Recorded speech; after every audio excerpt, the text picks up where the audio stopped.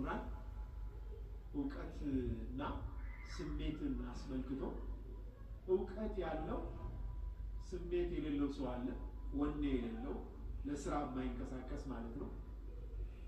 ለለውጥ ህብረተሰቡን መለወጥ፣ ማነቃቃት፣ ወደ ኸይር መምራት፣ መጥፎ ነገር ሲሰራ ይህ ነገር መሰራት የለበትም የሚል ወኔ የሌለው ሰው አለ፣ እውቀት ኖሮት ማለት ነው።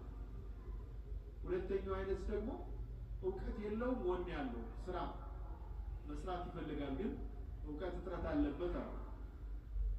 ሶስተኛው ደግሞ እውቀት አለው፣ ወኔም አለው፣ መስራትም ይችላል፣ ይፈልጋል፣ እንደገና እውቀቱም አለው። አራተኛው ሁለቱም የሌለው አለ።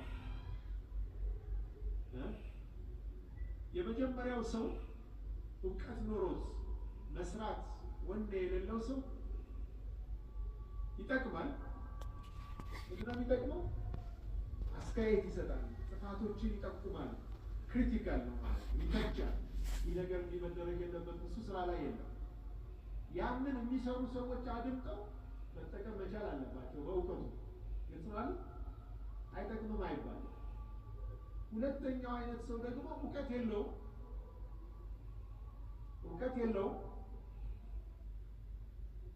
ግን የመስራት ደግሞ ወኔ አለ። መንቀሳቀስ ይፈልጋል፣ የሆነ ነገር ማምጣት ይፈልጋል፣ ለህዝቡ የሚጠቅም ለኡማው የሚጠቅም ነገር ማድረግ ይፈልጋል። ይህ ሰው እውቀት ባላቸው ሰዎች ልጓም ካልተደረገለት ምናልባት ከሚጠቅመው